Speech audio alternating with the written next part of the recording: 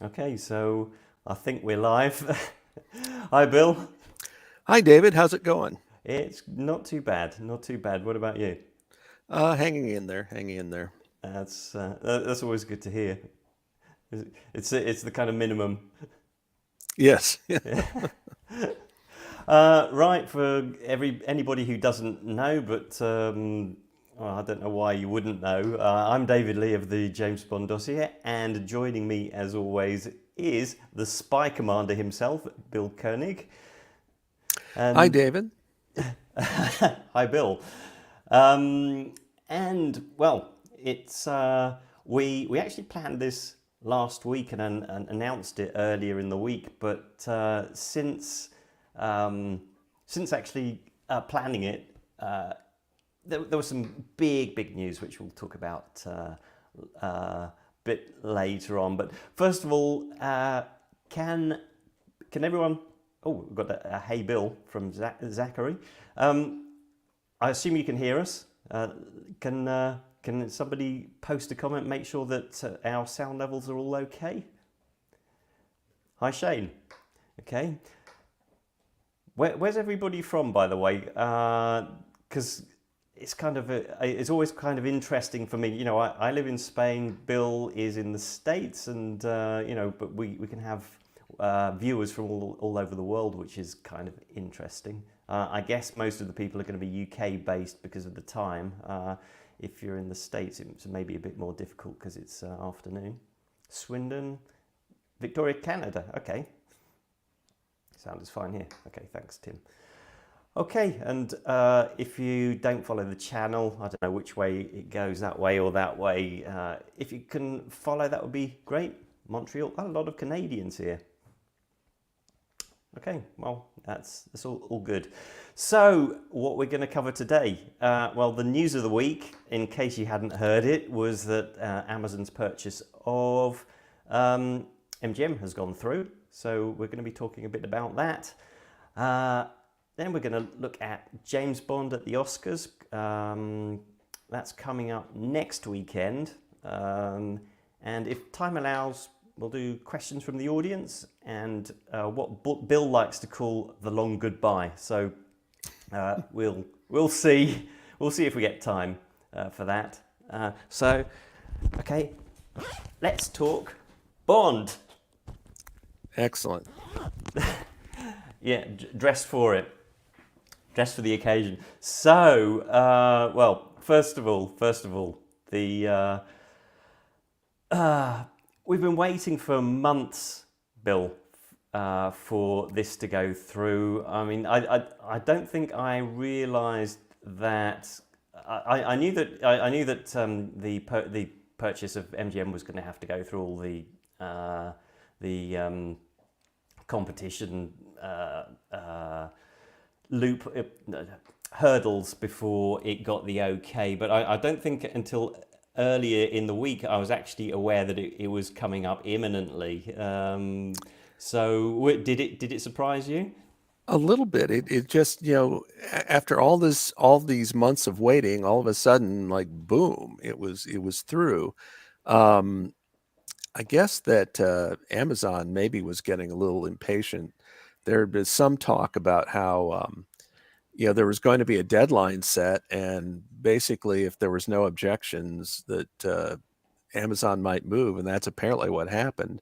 Yeah. You had the Europeans. They put out an actual statement. The European Commission did, and then 2 days later, I checked the Federal Trade Commission's website, and there was Yeah. nothing on it. And then suddenly, Thursday morning, uh, Amazon puts out a statement. Yeah, it's done. Yeah, Yeah. thanks, guys. Yeah, it's because it was like on Tuesday. I think it was Tuesday the European Commission That's announced it, right. but I picked it up on Tuesday morning that they were likely to give it the okay, and so I wasn't surprised. By that stage, I wasn't surprised, but they were talking about once the European Commission had given it the okay, then the earliest the FTC would make any announcement would be the day after, but it wasn't really expected to be so imminent. But then, so it took me surprise by surprise.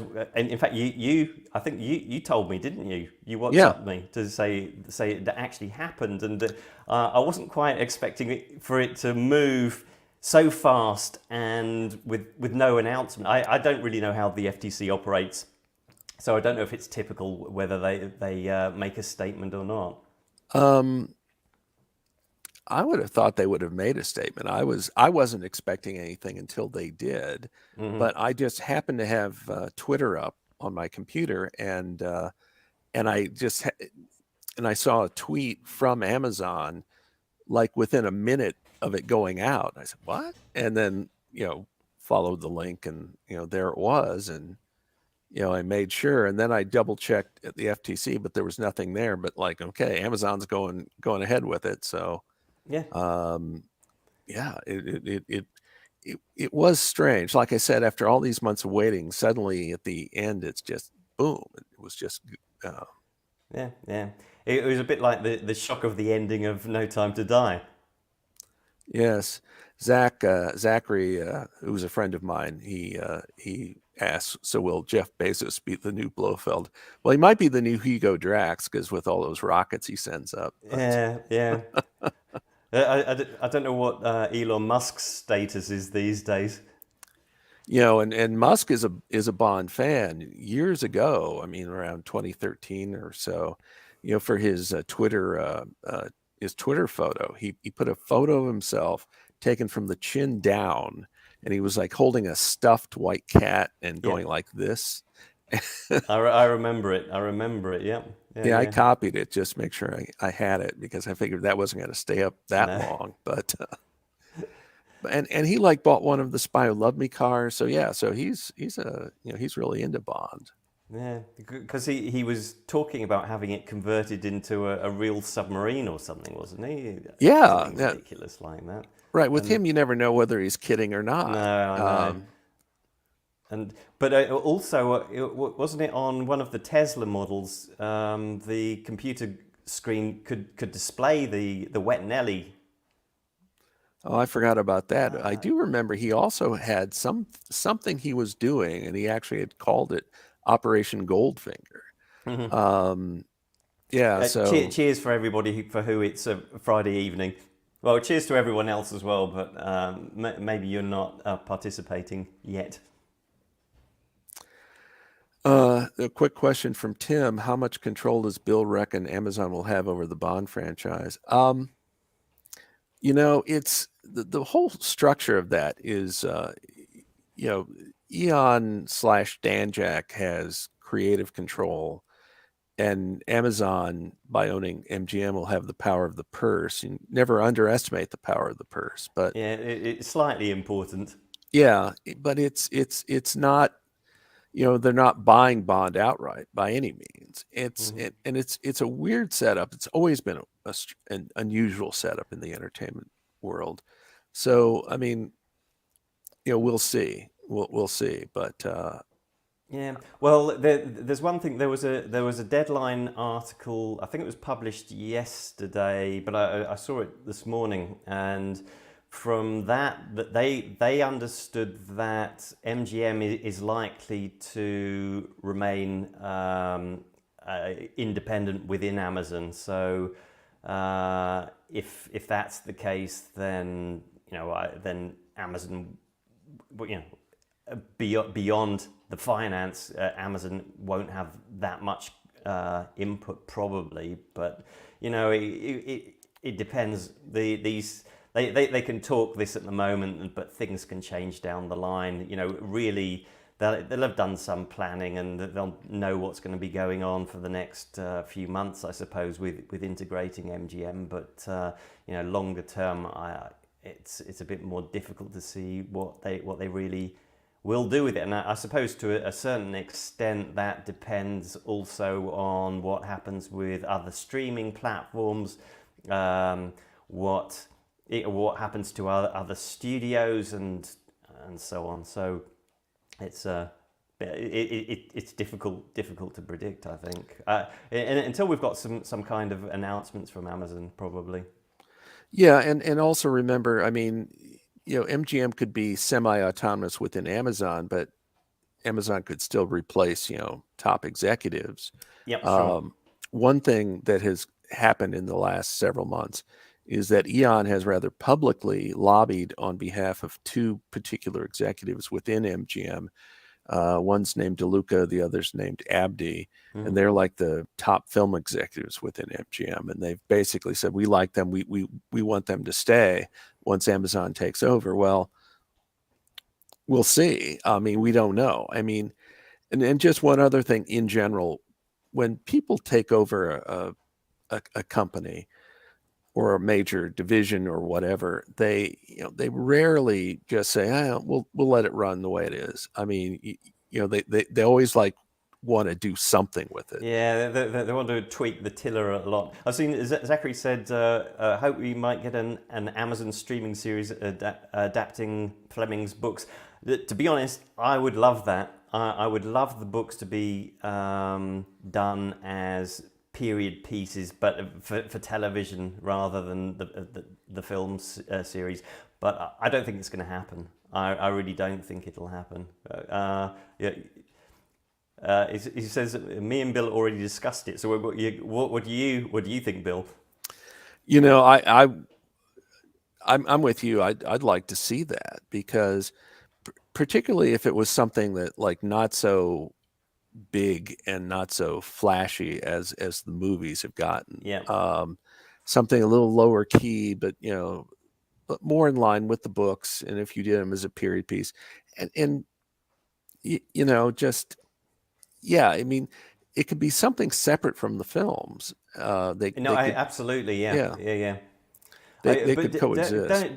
I guess the only thing with that is that it may confuse people who aren't hardcore Bond fans. So I can see why they might not want to do that. Yeah, except though that I mean, look at Batman. I mean, there have been a number of Batman themed shows Hmm. that have been on commercial television, that have been on cable channels, um, that are separate from whatever movies they're doing, at the time. A few years ago, they had something called Pennyworth, which was Alfred the Butler in his younger Hmm. days when he was with British intelligence. That was on Epix, a channel owned by MGM, Yeah. but it was made by Warner Brothers, which controls the rights to Batman. Hmm. And then going further back on the Fox network here in the States, there was a weekly show called Gotham. Again, it's a pre-Batman, Bruce Wayne, kind of how some of these villains, became who they were, and it lasted, I don't know, 4 or 5 years. Hmm. Um, they seem to exist without affecting whatever movie iterations are going on at the time. And of course, Batman's changing constantly anyway. I mean, he's always getting recast, and it's not just Batman's getting recast, but the supporting players get recast, Hmm. and it's a new continuity each time. This year we just had, a new movie version called The Batman. Hmm. Um, Seems to be doing reasonably well at the box Have you seen office. it? I have actually. Yeah. Yeah. What did you think? I liked it. I gave it a B. Mostly, my main criticism was I thought it was too long. It's almost Yeah, 3 hours. that's a criticism of many films.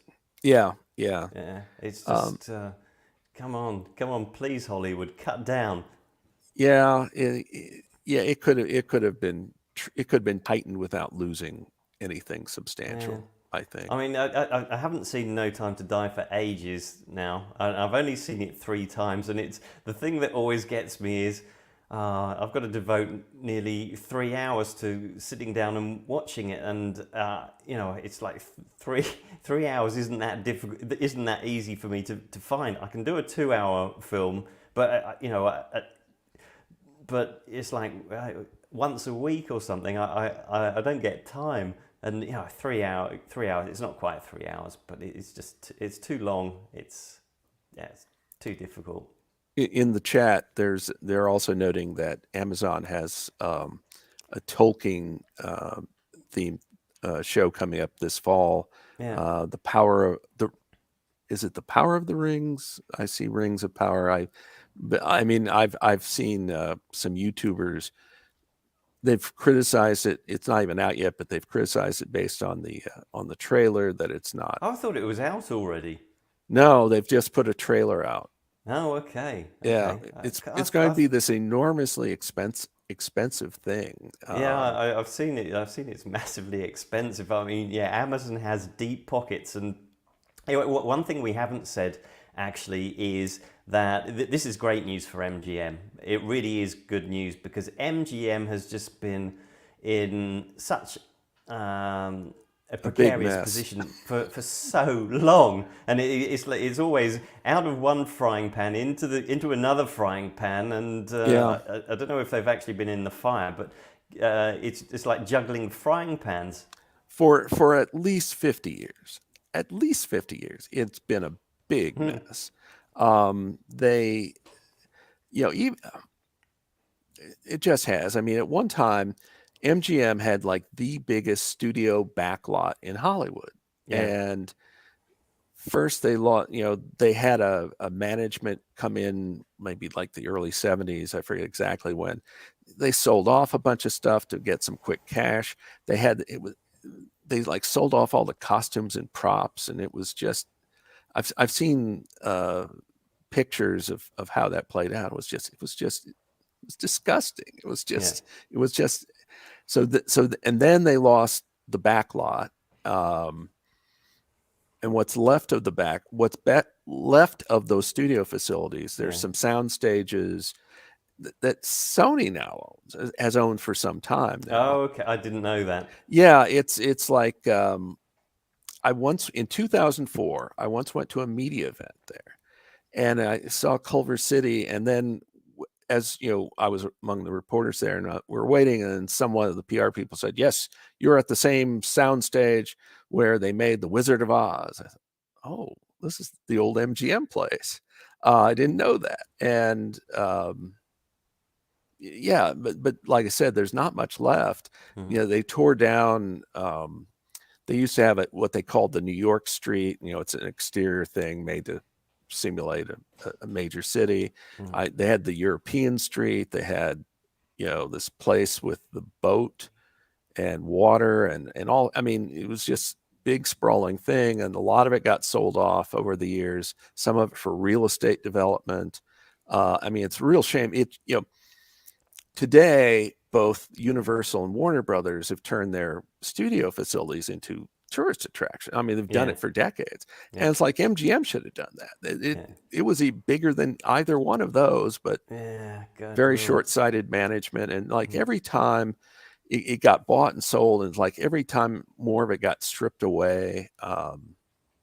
Yeah, it's just it's been in bankruptcy. That was in 2010. At one point, it got sold to a crook. That's going further back, and then and then it went into receivership. French bank took ownership until it could like stabilize things, and then it Mhm. sold it off. But yeah, it's just you could go into a real detail about the history, and I won't do that. I've already done it more than I should have. But yeah, it's a terrible shame.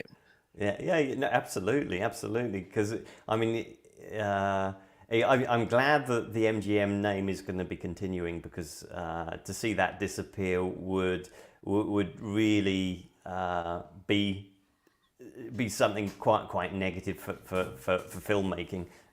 Right, my dog's just gone under my desk, so You, so you sorry know, if there's any noise.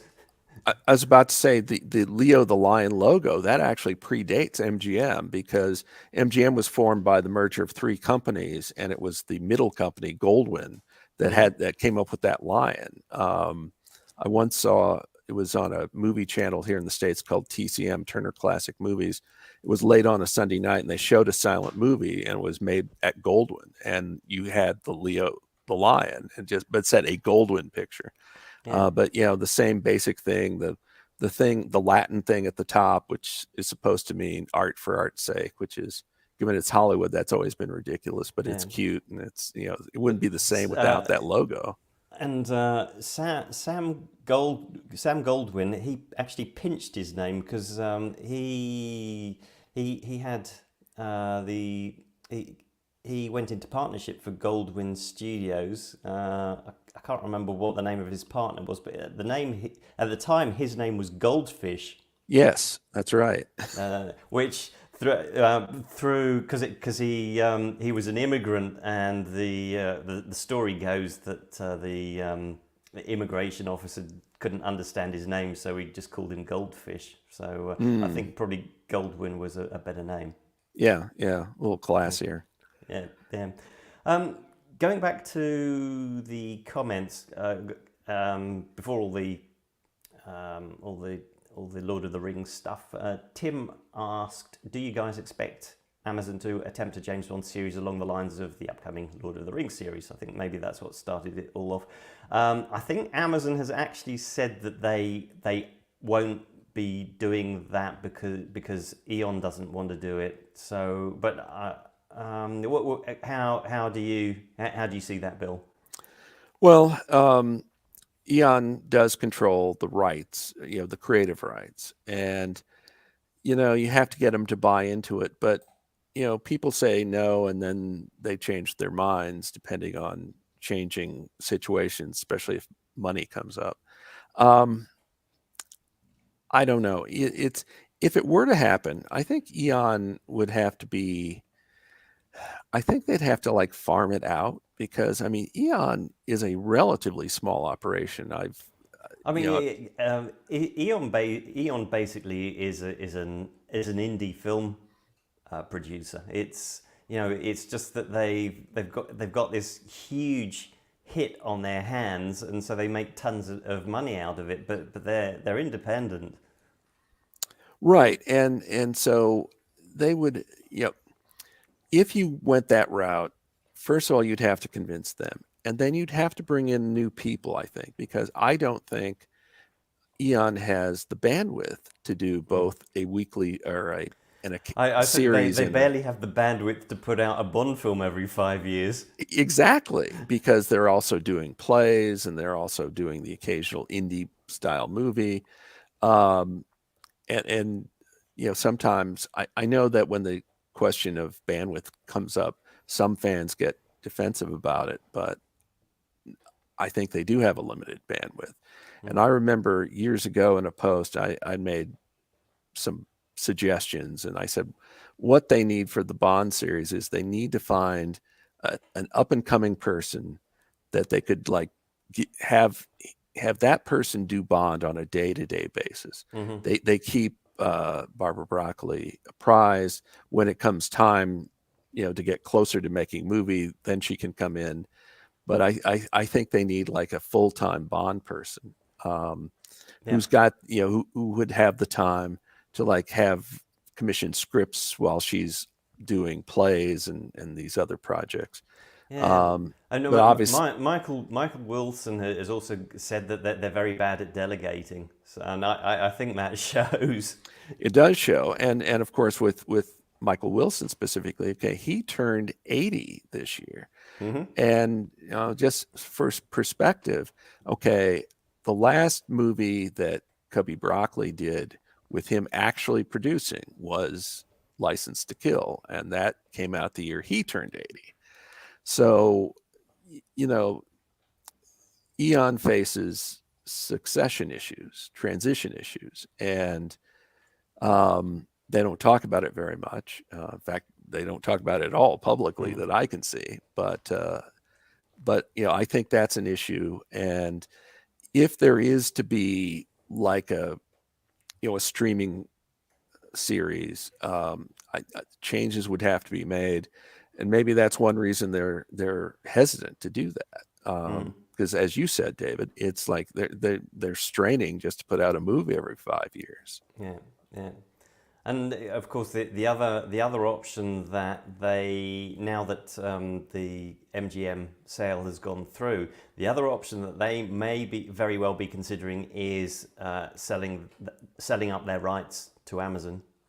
Right. And that's something, if you even mention it to at least some fans, they will they really get defensive. It'll be the end of an era. It'll hurt if they do it, but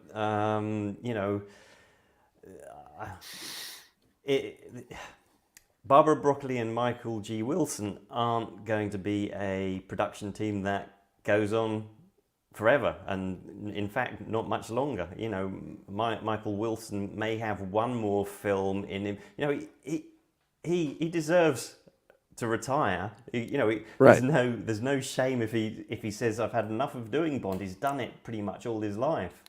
He is. Well, and here's the other thing to remember. On a full-time basis, he's been involved with the Bond franchise for 50 years. Yeah. My understanding is he joined Eon on an everyday, this is your day job basis, in 1972.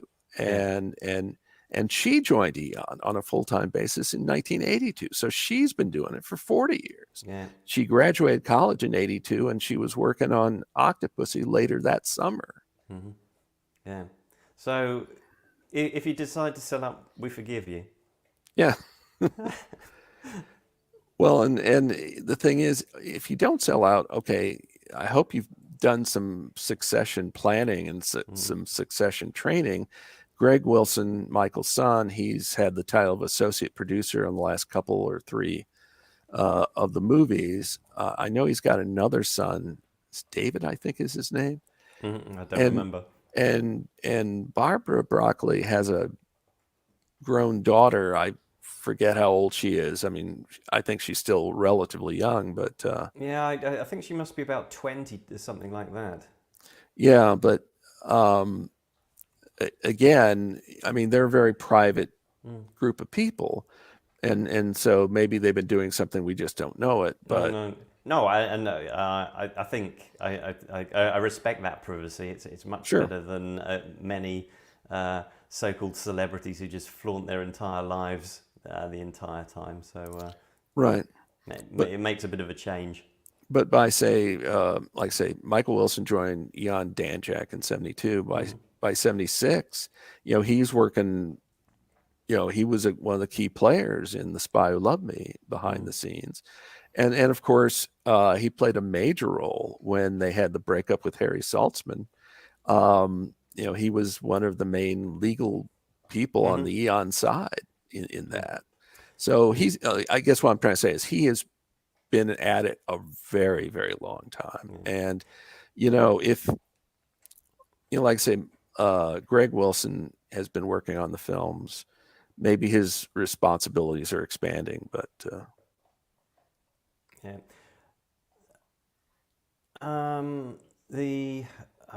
Right, I just had something in my mind, and then I read a comment, and now I've completely lost my train of thought. Yeah, no, it was just if Amazon's watching, if they want to hire Bill and I as consultants for Bond, then we can talk salary. If you need us to negotiate down a bit to match your budget, then it's fine. Exactly. We're reasonable. Yeah. Tim's asked, slightly off topic. Have David and Bill been watching the new TV adaptation of the Ipcress File produced by Harry Saltzman's now grown kids? And if so, what do you think? I'm liking it. I haven't. I don't know what channel it's on in the UK. I don't get access to any British channels at all these days, unfortunately. So I haven't. I have not seen it either, but I do know there is a webcast called the Spy Movie Navigator, and they just posted an interview with Steven Saltzman, Harry's son, who's an executive producer of that show. I haven't had a chance to listen to it yet, but it's on my to-do list. Okay. It's a pretty good podcast, and it's a good group of guys, so I'm sure that interview is interesting. So I intend to check it out. I enjoyed the films, and I also enjoyed the books. So I guess I would like to see it, but I can't imagine anybody but Michael Caine playing Harry Palmer. So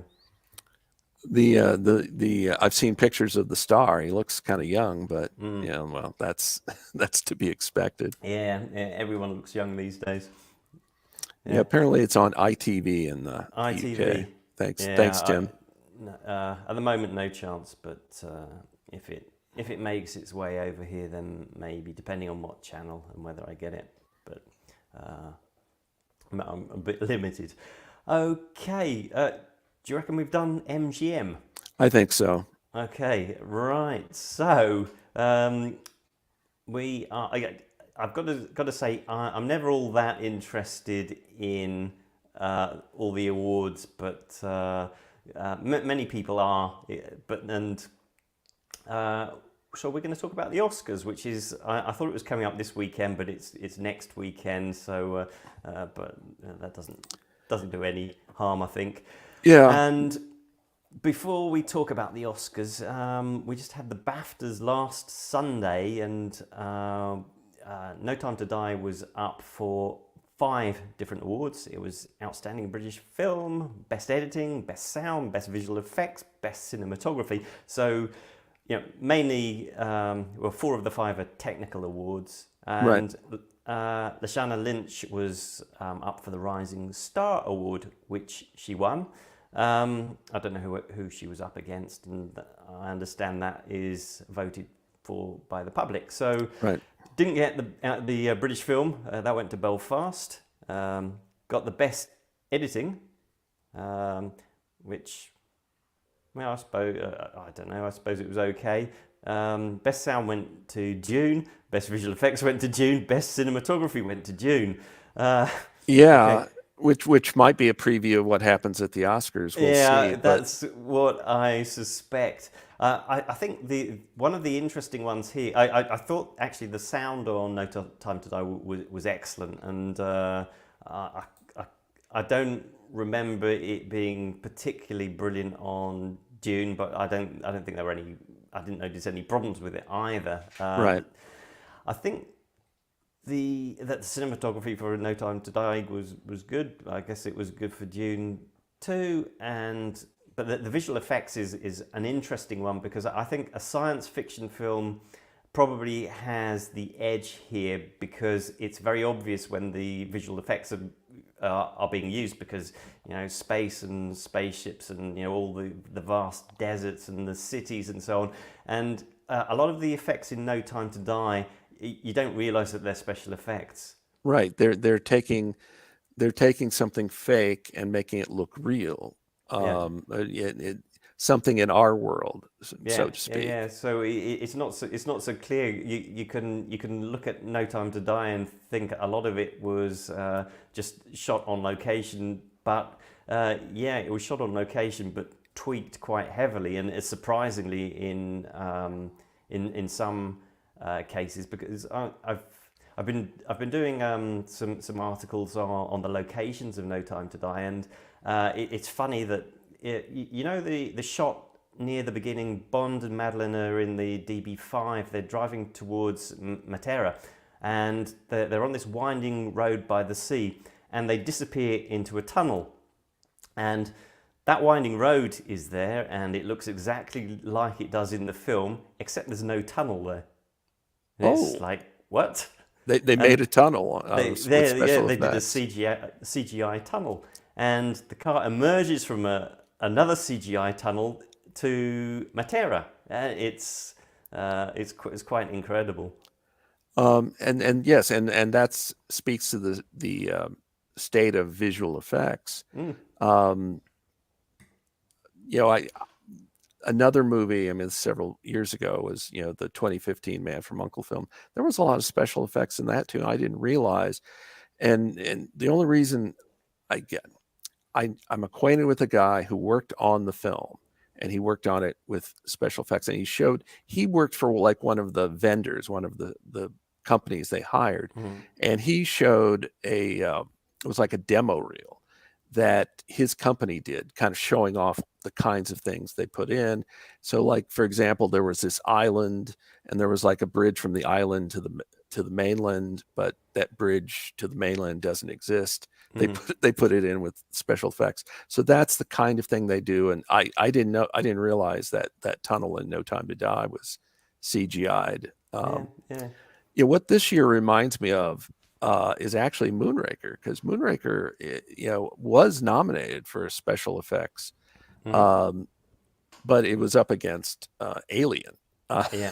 Again, a movie, set out in outer space, and a monster killing people and stuff like that. And that's really hard to compete with. And by the way, here's my my 007 notebook.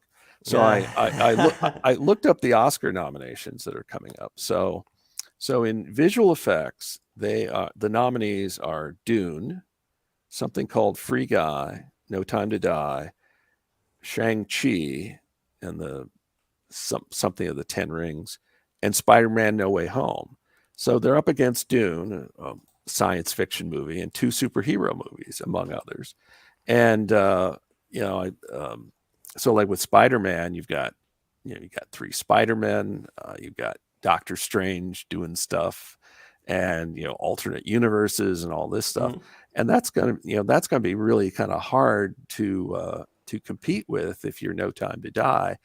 I vaguely remember reading years ago, and I think it was probably a feature story about Derek Meddings, where he commented specifically about Moonraker. He said that the special effects crew they felt very honored just to be nominated because they were using a lot of old school stuff. Because they, Broccoli had talked to Industrial Light and Magic and some of those companies, and they wanted too much money for Cubby's tastes. And so, I think the effects in Moonraker are good. They do hold up. Right, and they did that business where they had to keep rolling back the film. Yeah, they would add elements on one pass, roll it back, add more elements, and they did this countless times, and it was nerve-wracking because if they messed up any one time, you'd lose all this film. But I believe when they shot Star Wars, the original Star Wars, the original Star Wars, now called A New Hope, but we won't go into that.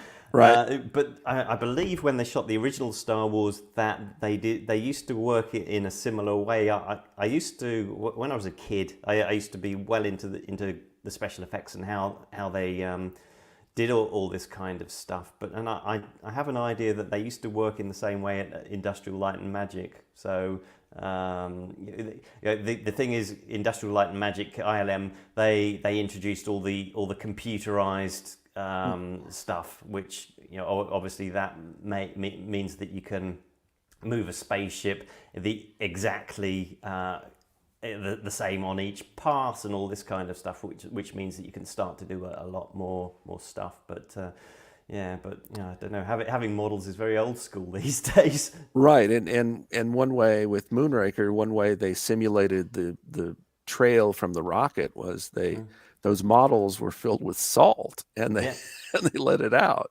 And I didn't know that for years. I mean, like you say, I think the special effects in Moonraker are still very good, particularly the rocket launches. And but yeah, it was when they came out with those making of features on the home videos that they explained, how they simulated that. Like, that's ingenious. No, Derek Meddings was brilliant. Yeah. But I was looking earlier at the Bond film's performance at the Oscars, because he really the last few films have I've lost it now, not the Golden Globes, Academy Awards, that's it. The last few films, I'm on the Wikipedia page if anyone's interested in it. It goes on a long way. But the last few films have been nominated for a handful of different in a handful of different categories. But the first one, I think you always seem to remember all these things much better than I do, Bill. But the first one was in 1965 for best sound effects on Goldfinger. Right. Thunderball had best special visual effects. Yep. Then we've got the 1967 Casino Royale spoof. It got best song. Yes. Yes. Diamonds Are Forever, best sound. Live and Let Die, best song. The Spy Who Loved Me. That Spy Who Loved Me was the first one to receive multiple nominations. Yeah. Because I watched that broadcast as a kid, and I was a kid, but anyway, as a young person, and And I was very excited, but boy, I was like kind of mentally handicapping it. And so you know, they were up for art direction, and Ken Adam and Peter Lamont shared that nomination with a third guy. And boy, they were up against Star Wars, and it's just they really didn't have a chance. I mean, No. if the movie if they were able to get the movie out a year earlier, maybe they could have won. But Star Wars, that was a tough one. Yeah. They were nominated for score, which is so weird because it's Marvin Hamlish. And it's like, John Barry ended up winning 5 Oscars, but never was even nominated for Bond, which, like, how do you figure that? That's incredible. I know. But Hamlish... I mean, Barry's music is so synonymous with James Bond. Right, but they don't nominate him, but they nominate Marvin Hamlish. Now, Marvin Hamlish was a Hollywood guy, and a lot of the Hollywood music community knew him, liked him. So, I mean, sure, that had a lot to do with it. But anyway, but he was up against John Williams, who was nominated for 2 movies. He was nominated for Star Wars and for Close Encounters of the Third Kind. Oh, yeah. So in my handicapping, I think, well, maybe John Williams will split the vote, and maybe Hamlish might slide in. But no, John Williams won it for Star Wars. Yeah. And then the third one was Best Song, and it was up against this song called "You Light Up My Life" from the movie the same name, and it's a really syrupy, really I mean, in the summer of 1977, it was on the radio all the times, as was Nobody Does It Better. Yeah. And my teeth, go like this every time I even think about that song. But it won, and like I couldn't believe it. So it went 0 for 3, and I thought for sure it was going to win for Best Song, but no. Yeah. So okay, moving on. Let's see. Moonraker was nominated for Best Visual Effects, Best Original Song for Your Eyes Only, and then. Well, but also that same year, they gave Albert R. Broccoli the what's called the Irving G. Thalberg Award, and Thalberg was one of the key people at MGM in the glory days, and he died young. He died, I think, in his 30s, maybe 40, on the outside. And it's a fairly prestigious award. It's a career achievement award for producers. Yeah. And so on that show, they did this super elaborate production number. Sheena Easton singing the song, but they've got this set, which kind of a Moonraker themed thing set. And you had Richard Kiel dressed up as Jaws. You had Harold Sakata dressed up as Oddjob, and Sakata was ailing. They should have swapped those. But... Yeah, Sakata was ailing. He was suffering from cancer, and he would end up passing away later that year. And also on that show, Bill Conti, who had scored For Your Eyes Only, he was the musical director for the broadcast. Okay. And so when in between singing, they needed some music, he's dropping in, the For Your Eyes Only score on them.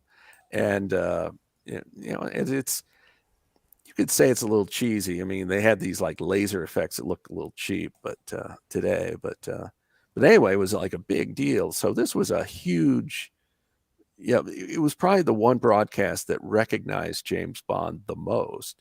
Yeah. When it came time, to give Broccoli that award, Roger Moore was there to present it to him. They preceded that by having a lot of James Bond clips. Yeah. And then Broccoli comes out and he gives a pretty gracious speech. He acknowledged. I'm going to drop a link to his acceptance speech, and in fact, Roger Moore, just there you go in the chat. It's actually at the moment where you're going to talk about in a minute, I think. So sorry, carry on. Oh, no worries. He acknowledged both of his former partners, Irving Allen, who had been his partner in the 50s, and he, of course, was the guy who pissed off Ian Fleming at a lunch meeting. Your Oh, books yeah, I are forgot terrible. about that. Yes. And he acknowledged Harry Saltzman. And he also acknowledged a guy named Arthur Krim. He was the head of United Artists that did the deal in 61 to get the series going. And but I've seen that a number of times on YouTube, and it's a very gracious speech. It was Yeah. a very classy moment. Yeah. Yeah. So anyway, that's the link in the chat, and it actually it goes directly to the bit where he thanks Irving Allen and Harry Saltzman, and but you can watch it from the beginning as well if you want. Get Roger Moore's introduction as well. So yes, and speaking of Harry Saltzman, Bill. Yes.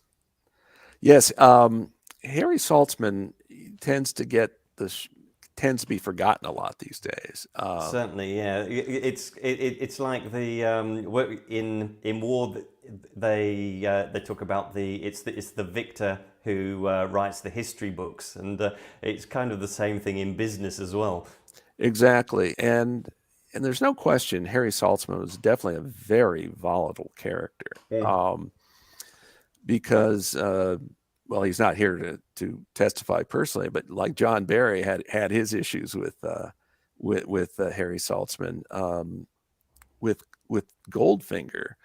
Apparently, Saltzman tore into Barry. He said, "This song's terrible. If it were up to me, I just throw it out." But like, that was too late, and he was just grousing about it. And then, of course, it's the first hugely big hit Bond song. So like, well, Harry had to kind of back off that one. And then it happened again with Diamonds Are Forever. And because Barry was in his apartment, his flat in London, and Don Black was there. Broccoli and Saltzman were there. They play the song for him. And then Saltzman apparently went into a rage. Stroke it, dress it, stroke it, undress it. That's obscene. And like stormed out, and Barry's yelling, "Well, what do you know about writing songs?" And then, after Saltzman storms out, Broccoli's still there, and he's just trying to calm everybody down. Says, "Hey, you guys got any Jack Daniels?" And I got that. Where I got that information in 2006, there was a special on British television, which I've seen on YouTube. It gets posted, then gets taken down, and gets posted again. But and it was, Barry's talking about it, Don Black's talking about it. It's but I do think we would not have gotten the Bond series that we got had Saltzman not been part of it. I think that absolutely he was critical. He was critical, and as Zachary points out, if it wasn't for Saltzman, there wouldn't be a cinematic James Bond. He pushed. He did. That's Zachary is right. He did because Saltzman got the option, but was only Saltzman got the options, but he didn't get the finance, did he? No, he didn't have as good as studio connections as Broccoli had, and Broccoli wanted to buy out the option, but Saltzman said no. It was the perfect partnership at the time. Yes, and in the division of labor, Saltzman was very much involved with the scripts.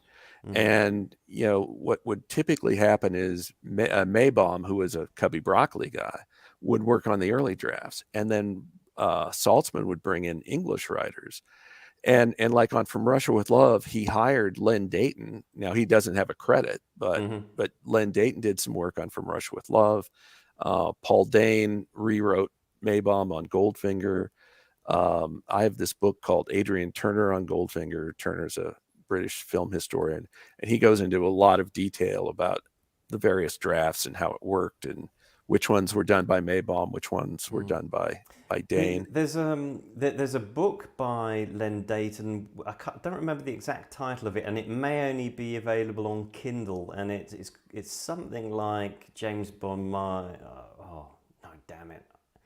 I almost had it for a moment. It wouldn't have been exact, but I'll look it up. But basically, it talks about his involvement in Bond, all of it. So it's quite interesting. Yeah, yeah. And one more, John Hopkins was hired to rewrite Maybaum on Thunderball. Um, but they kind of drifted apart as Saltzman got involved with other things. He did the Harry Palmer series. He did the Battle of Britain in the late 60s. Um, and just real quick, so in 65, in November 65, the Canadian Broadcasting Corporation aired an interview with Broccoli and Saltzman. And of course, because it's a Canadian broadcast, they're playing up Saltzman pretty big, but they're both there and they're both participating. And they're kind of giving, the timeline they anticipate for future Bond films. And then Saltzman starts dropping in the schedule for Harry Palmer movies. And you cut to Broccoli and he's like, yeah, maybe I'm just projecting, but he looks pissed to me. He's not saying anything, but he's got one of those "if looks could kill" kind of expressions. Yeah. Another comment. I forgot I could actually put the comments on screen. I wonder what Saltzman thought of the Man with the Golden Gun lyrics. Oh man. Oh man. Well, eventually, of course, they got to the point where one of them would be like the main producer, even though both names were on it. So the last movie where Saltzman was the primary producer was Live and Let Die. Now, that doesn't mean that Broccoli was totally absent. I've seen photos of Broccoli in Louisiana when they were, filming the boat chase, and on the set, the voodoo ceremony, that Broccoli was there, watching it. So, but like I said, they would be one would sort of take command and be the main guy, and then of course with Golden Gun, then Broccoli was the main guy. Anyway, yeah. Apart from Thunderball. Yeah. Well, yeah. Then you've got then you have a trio with with Kevin McClory getting involved. Anyway, by the way, the statistics on James Bond, the Oscars: 18 nominations to date, 5 wins to date, and of the of course, maybe that total will go up here this month, but and of the ones they've been nominated for best song 6 times. That seems to be the most popular. Yeah, I was going to say I think they'll get best song. But partly because Billie Eilish is very popular, and yeah, so I think it'll that's the one that they'll get. As for what are the other ones? Sound, I reckon it'll probably go for Dune, like the BAFTA. Yeah. And the visual effects, it's against Dune and Spider-Man. Yeah. I guess it'll go to Dune. Yeah, on sound, it's up against Belfast, Dune, The Power of the Dog, and West Side Story. So, I haven't seen those films, so I can't really judge. But just my gut tells me Dune. Yeah, it's well, we'll see. But yeah, but I agree with you. I think best song is their best shot at getting one. If they do, that will be 3 in a row. Because after For Your Eyes Only, the next Bond film to get nominated was Skyfall. Yeah, it was decades. And yeah, so when Skyfall finally won, and it won 2, it had been almost 50 years, like 47 years since they had last won. And the one, aside from the song, it was one of the sound awards, and that was a tie. But that one got announced first, so that sound award was what finally broke the long drought between Bond wins at the Oscars. Yeah, and let's see, Spectre. Oh, best original song, and it won. Surprise. Yeah. Yeah, and so. on the Wikipedia page, it's got No Time to Die. It's like the song, sound, and visual effects. It's pending. Right. So, maybe I could edit it and put what I think it should be. Now, I do want to note very quickly. Eon has expressed great disappointment that Daniel Craig wasn't nominated for an acting award. And Yeah, to be honest, I don't see it. I don't think he's a fantastic actor as Bond. I think he can be a bit wooden, to be honest. well, and the thing is, I mean, look at the history. They've never, the Bond movies have never been nominated Mm. for acting awards. It's really hard. I mean, it does happen once in a great while, but genre movies in general, it's really hard to get acting nominations. It's and of course it's other actors who come up with these nominations. You know, acting nominations are decided by actors, and then the Mhm. whole membership of the Academy then gets the vote. Is how it works. But I mean, if you had been aware of the history at all, you would have seen that it was a tough thing. But this time they really, really blitzed it. And Mhm. I mean, and it was other awards they were campaigning for, but the Oscars and the BAFTAs clearly were the prime focus. Yeah. And that the comment she made about, oh, people don't realize he's acting. Well, one, whole point of acting is that people don't realize you're acting. They think you're like a real person,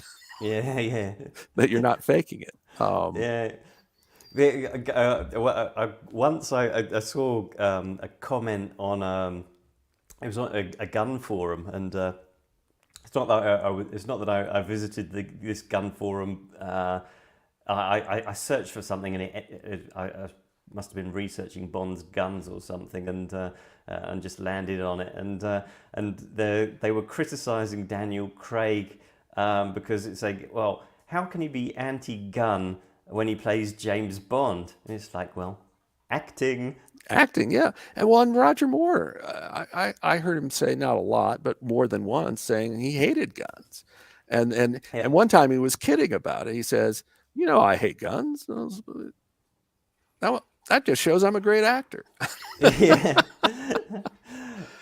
And God, my dog's just decided to have a huge drink of water, so I don't know if that's coming across on the mic at the moment. Not too bad. Not too bad. Okay. We've passed the 57-minute mark, so I guess, do we want to do some quick concluding Yeah, well, remarks? yes, where are we? Well, I said maybe we'd take questions at the end, but we've been taking questions throughout, so I think that actually worked out better anyway. Yeah. So that was good. So yeah, I won't be watching the Oscars, will you? Yeah, I will. I'm much less. They keep wearing me down, but I figure I gotta at least keep track of how No Time to Die does. I'll be careful to check out the In Memoriam, but In Memoriam's another thing that I don't think the Oscar people realize. Fans really, really care about that. Yeah. But they stick in amongst famous actors and filmmakers. They stick in publicists, people that nobody outside of Hollywood knows. I mean, Hmm. I'm guessing these people are probably active in the Academy or Yeah. something, or they're somebody's friends, or they knew somebody, and that's why they get stuck in there. And Hmm. meanwhile, much more famous people don't make the cut. Yeah, and but okay, a question for you. We've talked about this before on various occasions, or you've mentioned it in passing. But what do you think the chance is of history repeating itself and the Thalberg Award being given to Barbara and Michael? Is it too Well, early? Do they need well, to retire first? no, they don't have to retire. It's that. Sorry. It's that. I'm sorry. I just don't think they deserve it. I mean, I hate to. Yeah, no, I don't think they should get it. And they've been giving out that they haven't been giving it out very much lately. In the Mm, last 10 years, they've maybe given it out twice. They don't have to give it out every year, mhm. and they haven't been. And I think there are other people who should be in line ahead of them But then again, that's just my opinion. I mean, whether you like Marvel films or not, Kevin Feige, the head guy at Marvel, those movies have changed the industry. Yeah, I've seen precisely half of one month. Oh, I can't even say this. Half of one Marvel movie. Yeah, it's just, but people have like tried to copy their formula. A lot of them have had trouble doing so. Yeah. But if you want to talk about someone who's changed things, I mean, they've done 20 some films, and Cubby got his Thalberg for basically making 12. Yes, he made other movies besides the Bond films, but he didn't get that Thalberg because he produced Hell Below Zero. He got it because of James Bond, and and I think I think Barbara Broccoli and Michael Wilson, I think, have been more continuing that as opposed to originating something. But that's just me. Yeah, but okay, Tim makes a good point here. Surely Bond should win some award in its 60th year. Well, yeah, you'd think. And it was Guardians of the Galaxy, by the way. Oh, okay. Yeah, I know. I've seen that. Yeah, I saw half of it, and I just couldn't bear it. Life's too short. Yeah. Well, Tim, it very well could be that No Time to Die will get the Best Song award, and you'll have that. We'll have another Oscar on the 60th anniversary. Yeah. Okay, well, yeah, we started a bit late, but and I think we've still run over time because we tried to keep these down to an hour. So yeah, thanks everybody for joining. It's been great with all the comments and questions. I really enjoyed doing that. It makes it much more fun when there's interaction, and I think maybe the last one we didn't have so much interaction, or maybe we weren't keeping an eye on it as well as we should. But maybe we're just learning how to do this as we go along. This is the 7th one we've done, so 007. So that's always a good number. That's right, and we kept So, no technical glitches that I can remember, and no technical glitches. Yeah, I said to Bill before we started broadcasting that I was keeping my my mic and headphones down to to very, very basic. I've got all this other equipment, but that's what always goes wrong. So simple as possible. Keep it simple, stupid. Well, anyway, thanks everyone who we had a very good interaction with people typing in comments. Nobody trolled me this time. No, yeah, I was going to say at the beginning if there's a button that I can use to actually block people who troll us. So luckily we didn't have that, and yeah, thanks for watching, Bill. Where can people find you, in case they don't know? The Spy Command can be found at hmssweblog.wordpress.com. I have other sites, but there are links to those sites down I think it's the left side of the page, and I occasionally show up on podcasts. So yeah, or if you could also Google the Spy Command, probably that'll find. Yeah. That'll find you. I'm David Leigh. I run the James Bond Dossier, as you probably know, since you likely hear through maybe the mailing list and so on. I've also got Twitter, which is pretty much automated completely these days. So if I don't reply to you, it's not because I'm ignoring you, it's just that I'm not there. And I've got a Patreon as well, which is patreon.com/007dossier. But email me or comment somewhere, and